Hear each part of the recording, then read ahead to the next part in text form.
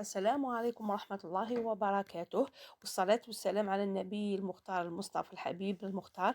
يا رب إن شاء الله تكونوا كامل بصحة وخير يا رب وسلامة.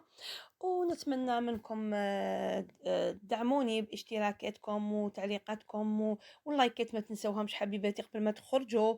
واليوم جيتكم بوصفة كما راكم تشوفوا اقتصادية وسهلة وبسيطة، وتتبيلة تاعها ولا أروع، روعة روعة روعة، واللي هي شاورما بالدند.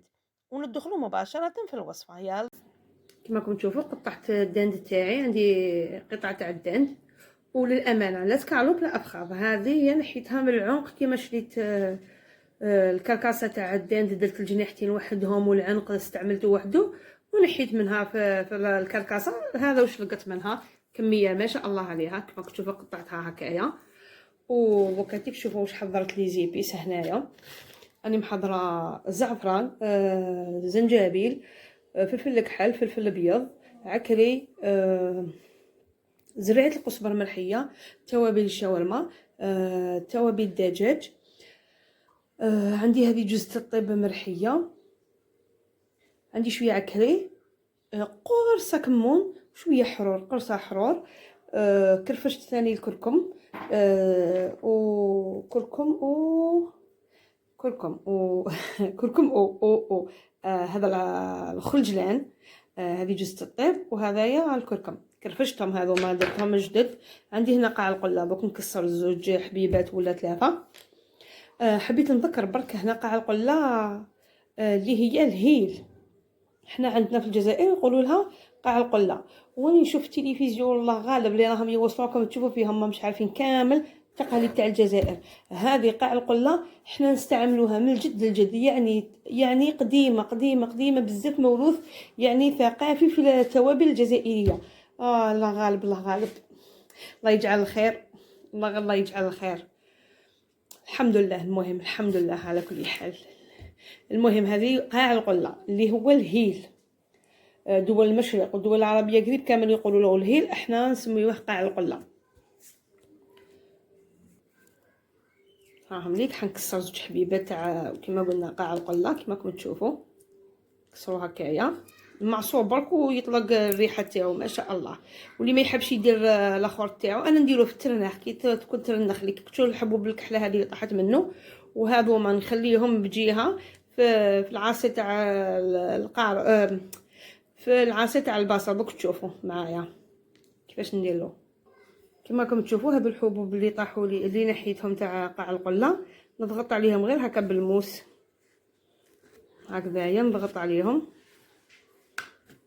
سمعتوكم سمعتوا معايا هكذا، هذا مكان هكا، هذا مكان نخلطوهم مع لي زيبيس كيما شفتوا. الريحه اللي طلقوها ما شاء الله، ريحه روعه روعه. دوك لي زيبيس تاعي كامل نحطهم فوق الشاورما تاعي هكذا مباشره معكم كما راكم تشوفوا.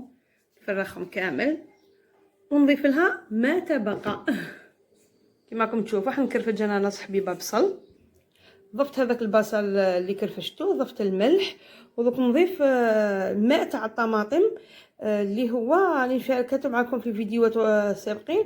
انا كي ندير الطماطم شلاضه ولا الجواز هذاك تاع اللي نسحقوا اللحم تاع الطماطم برك، الماء تاعها هذاك الدخلاني اللي فيه الزريعه كما راكم تشوفوا، هذا اللي فيه البذور ما نرميهش نديرو في المجمد كي نستحق كيما هكا في اللحم ولا تتبيل تاع اللحم باش يطرالي مقلي ولا شاورما. راكم تشوفوا يطري لنا اللحم ويعطيه نكهه شابه بزاف للمأكولات اللي يكون فيها الماء تاع الطماطم.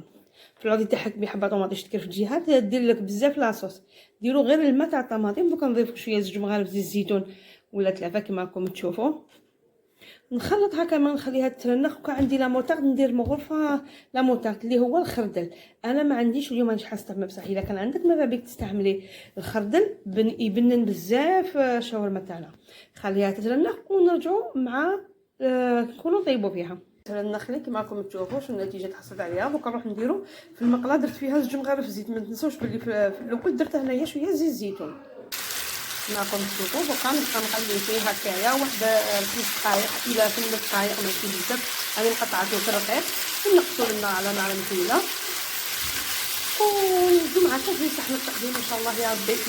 الشاورما تاعي راهي طيب، وانا في ذاك الوقت كنت نقلي في البطاطا، قليتها شويه من قبل كما راكم تشوفوا. قليت البطاطا تاعي درتها في الصحون، ودرك غادي طيب لي الشاورما تاعي نحطها فوقها ونجو في صحن التقديم. الشاورما تاعي راهي قريبه طيب، عاود وليت لكم تشوفوها.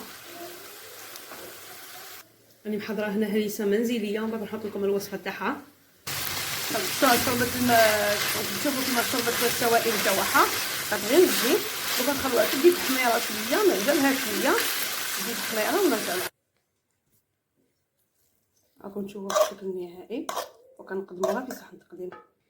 راني رجعت لكم في صحن التقديم كما راكم تشوفوا، مع شويه هريسه. قلنا الهريسه انا خدمتها لكم، كنحط لكم الفيديو تاعها كما راكم تشوفوا. ما شاء الله، مع قريعه كازوز، وهي الاساسيه سيليكتو تاعنا اللي هو حمود بوعلام، هو الاساسي عندنا، مع شويه مايونيز. وشاهدكم في الجنه، ودمتم في رعايه الله وحفظه، دمتم متالقين. دعم اختكم نبراس تستاهل. دمتم في رعايه الله وحفظه. سلام.